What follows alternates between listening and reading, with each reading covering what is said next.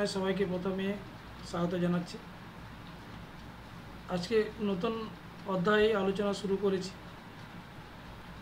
সপ্তম অধ্যায়। এই সপ্তম অধ্যায়ে তোমাদের দুটো পার্ট আছে, একটা হচ্ছে ছাত্রদের আন্দোলন আর একটা হচ্ছে নারীদের আন্দোলন। বঙ্গভঙ্গ বিরোধী আন্দোলন, আইন অমান্য আন্দোলন, অসহযোগ আন্দোলন এবং ভাষণ আন্দোলনে ছাত্র সমাজের কী ভূমিকা ছিল এবং নারীদের কী ভূমিকা ছিল, এই অধ্যায়টাতে সেই বিষয়টাতেই আছে। প্রথমে যেটা আছে দেখো,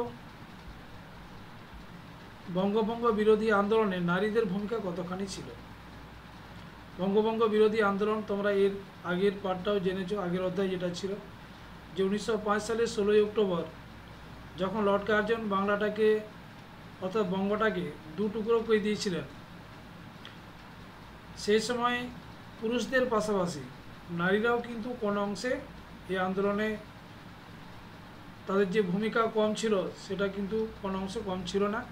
নারীদেরও কিন্তু অনেক ক্ষেত্রে সক্রিয় ভূমিকা এখানে দেখা গিয়েছিল।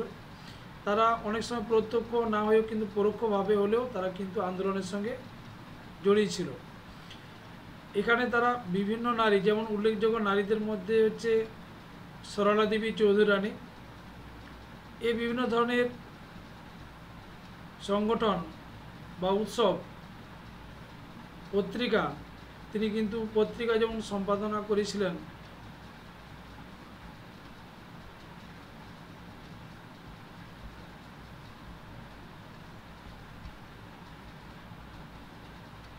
ভারতী পত্রিকা তিনি সম্পাদনা করতেন, তিনি 4 বছর ভারতী পত্রিকার সঙ্গে যুক্ত ছিলেন। এছাড়া যেমন এখানে দেওয়া আছে, এখানে একটু প্রথম থেকে দেখায় যে এই আন্দোলনে যে সমস্ত নারীরা যারা আন্দোলনের সক্রিয় ভূমিকা গ্রহণ করেছিল, বিভিন্ন জায়গার আমাদের বাংলার এবং বাংলার বাইরেও এই আন্দোলনটা ছড়িয়ে পড়েছিল। মুর্শিদাবাদের যেমন গিরিজা সুন্দরী আছে, ফরিদপুরের সৌদামিনী, বাংলাদেশের ফরিদপুর, খুলনার লাবণ্যপ্রভা, এছাড়া হিমাঙ্গিনী দাস, কুমুদিনী মিত্র, কুমুদিনী বসু, একই নামে শুধু মিত্র বসু আছে, নির্মলা সরকার, এরা কিন্তু এই বঙ্গভঙ্গ বিরোধী আন্দোলনে তারা কিন্তু অংশগ্রহণ করেছিল বা নেতৃত্ব দিয়েছিল। এছাড়া এখানে যেদিন বঙ্গভঙ্গ কার্যকর করা হয় সেদিন রামেন্দ্র সুন্দর ত্রিবেদী অরন্ধন দিবস বাংলার নারীদের নিয়ে পালন করেছিল উপবাস, যেটা অরন্ধন মানে রান্নাবান্না বন্ধ ছিল, উপবাস করা হয়েছিল সেদিন। যে তিনি এই বলে উপবাস করিয়েছিলেন যে বাংলা থেকে অর্থাৎ বঙ্গভঙ্গ কার্যকর করার জন্যে মা লক্ষ্মী তিনি কিন্তু দেশ ছেড়ে চলে গেছেন এবং সেটা কিন্তু নারীরাই তাকে ফিরিয়ে আনতে সক্ষম। এইভাবে তিনি তাদেরকে অরন্ধন দিবস পালনে তাকে উৎসাহ করিয়েছিলেন। তাহলে অরন্ধন দিবস রামেন্দ্র সুন্দর ত্রিবেদীর নেতৃত্বে হয়েছিল। তিনি একটা বই লিখেছিলেন বঙ্গলক্ষ্মীর ব্রতকথা, রামেন্দ্র সুন্দর ত্রিবেদীর। সঞ্জীবনী পত্রিকা কৃষ্ণকুমার মিত্র, এই পত্রিকার মাধ্যমে তিনি প্রথম স্বদেশী বয়কট আন্দোলনে, যেটা বঙ্গভঙ্গ বিরোধী আন্দোলনে ডাক দিয়েছিলেন। এখানে নারীরাও যেভাবে অংশগ্রহণ করেছিল, বিলিতি দ্রব্য মানে বিদেশি জিনিস তারা কিন্তু বয়কট করেছিল, যেমন বিলিতি শাড়ি, কাঁচের চুড়ি, লবণ, সিঁদুর ইত্যাদি কিন্তু তারা বর্জন করতে শুরু করেছিল। এখানে উল্লেখযোগ্য যে নারী আছে রবীন্দ্রনাথের ভাগ্নী সরলা দেবী চৌধুরী রানী, তার যে প্রতিষ্ঠা ছিল, যেমন একটা হচ্ছে বীরাষ্টমী ব্রত, লক্ষ্মীর ভাণ্ডার, প্রতাপাদিত্য উৎসব, এই পাশে আছে বীরাঙ্গনা ব্রত, ঠিক আছে এইগুলো। এবং এছাড়া লক্ষ্মীর ভাণ্ডার এখানে আছে, লক্ষ্মীর ভাণ্ডার, বীরাষ্টমী ব্রত, বীরাঙ্গনা ব্রত, প্রতাপাদিত্য উৎসব, সেই সময় সরলা দেবী চৌধুরানী কিন্তু এগুলো প্রতিষ্ঠা করেছিলেন, অনেক উৎসব চালু করেছিলেন, সংগঠন চালু করেছিলেন। যেমন এখানে লক্ষ্মীর ভাণ্ডার, যাতে দেশীয় দ্রব্য বিক্রি হয়, বিক্রি করার জন্যে যাতে বিক্রির পরিমাণ বাড়ে সেই জন্য লক্ষ্মীর ভাণ্ডার কিন্তু প্রতিষ্ঠা তিনি করেছিলেন। এছাড়া এই যে সরলা দেবীর যে মা স্বর্ণকুমারী দেবী, দেবেন্দ্রনাথ ঠাকুরের কন্যা, সেই সময়ে তিনি প্রতিষ্ঠা করেছেন সখী সমিতি। এই সখী সমিতি নিজে যেটা আছে সখী সমিতি তিনি প্রতিষ্ঠা করেছিলেন।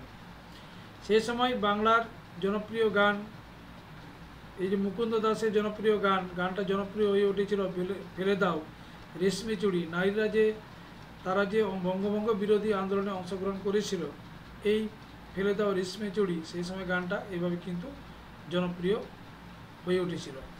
সেই সময় সরলা দেবী মিলন মন্দির প্রতিষ্ঠা করেছিলেন দুই বাংলার মানুষের মধ্যে, অর্থাৎ হিন্দু এবং মুসলমানদের মধ্যে, যাতে মানে মিলনের প্রতীক, যাতে ঐক্যবোধ গড়ে ওঠে, ঐক্যের প্রতীক হিসাবে এই মিলন মন্দির কিন্তু তিনি প্রতিষ্ঠা করেছিলেন।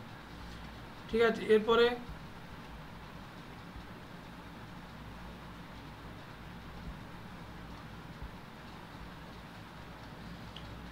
এছাড়া সরলা দেবীর আরও আছে, দেখো ভারত স্ত্রী মহামণ্ডল প্রতিষ্ঠা করেছিলেন 1911 সালে। নারীরা যে ধরনের ভূমিকা পালন করতো, এই যে এখানটায় লেখা আছে, বিপ্লবীদের আশ্রয় দান, গোপনে সংবাদ আদান প্রদান, অস্ত্র লুকিয়ে রাখা, অস্ত্র সরবরাহ করা, এই ধরনের কাজগুলো কিন্তু বাংলার নারীরা সেই সময় বঙ্গভঙ্গ বিরোধী আন্দোলনে পরোক্ষভাবে এই কাজগুলো বা পেছন থেকে এই কাজগুলো করতেন। যে বিপ্লবীদের আশ্রয় দিতেন, সংবাদ তাদের মধ্যে আদান প্রদান করতেন, অস্ত্র লুকিয়ে লুকিয়ে তাদের কাছে পৌঁছে দেওয়া, এই ধরনের কাজগুলো তারা করতেন। এছাড়া যে সমস্ত নারীরা এই অংশগ্রহণ মানে এই আন্দোলনে ভূমিকা গ্রহণ করেছিল, সৌদামিনী সেন, সরোজিনী দেবী, বীরভূমের দুকড়িবালা দেবী, যাকে বিপ্লবীদের মাসিমা বলা হয়। ঠিক আছে, এটা বিপ্লবীদের মাসিমা। ঢাকার ব্রহ্মময়ী সেন, এই দুকড়িবালা দেবী নামটা ভালো করে মনে রাখবে। এছাড়া আছে ননিমালা দেবী, দেখো লেখা আছে, ননিমালা দেবী হচ্ছে এই যে পিসিমা লেখা আছে, বিপ্লবীদের পিসিমা কাকে বলা হয়, এই ননিমালা দেবীকে বিপ্লবীদের পিসিমা বলা হয়। এটা আছে বঙ্গভঙ্গ বিরোধী আন্দোলনের যে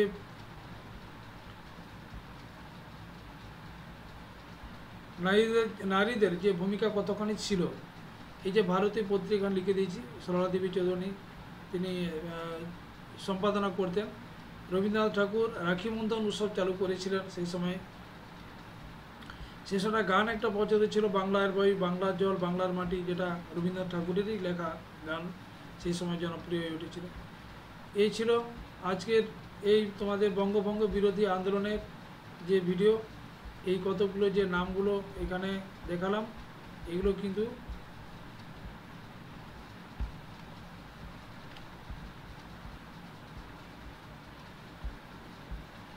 এখানে ভালো করে মনে রাখবে। এই যে নামগুলো আছে, সরলা দেবীর নাম তো অবশ্যই, যেগুলো বীরাষ্টমী ব্রত, বীরাঙ্গনা ব্রত, পদাপতিত উৎসব, মিলন মন্দির, হ্যাঁ, লক্ষ্মীর ভাণ্ডার, যেগুলো প্রতিষ্ঠা করেছিলেন, এই শর্ট কোশ্চেনগুলো অবশ্যই মনে রাখতে হবে।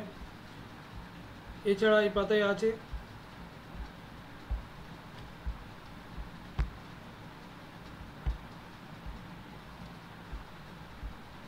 এই যে ভারতী পত্রিকা তিনি 4 বছর সম্পাদনা করেছিলেন। রাখি বন্ধন রবীন্দ্রনাথ ঠাকুর চালু করেছিলেন। এখানে সরলা দেবীর আরেকটা আছে, ভারত স্ত্রী মহামণ্ডল, যেটা আছে দেখো, ভারত স্ত্রী মহামণ্ডল প্রতিষ্ঠা করেছিলেন। এই ধরনের কাজগুলো তারা করতো, বিপ্লবীদের আশ্রয় দান, গোপনে সংবাদ আদান প্রদান, অস্ত্রশস্ত্র সরবরাহ, এই ধরনের কাজগুলো তারা করতো। এই যে বিপ্লবীদের মাসিমা এবং পিসিমা, মাসিমা হচ্ছে দুকড়িবালা দেবী আর পিসিমা হচ্ছে ননিবালা দেবী, এই নামে পরিচিত ছিল। এই ছিল আজকের ভিডিও, এই পর্যন্তই। ঠিক আছে, সবাই ভালো থেকো। আজকে থেকে এই 7ম অধ্যায় আমি শুরু করলাম, বঙ্গভঙ্গ বিরোধী আন্দোলন। এরপরে অসহযোগ আন্দোলনে নারীদের ভূমিকা কতখানি ছিল সেটা আমি তোমাদের দেখাবো।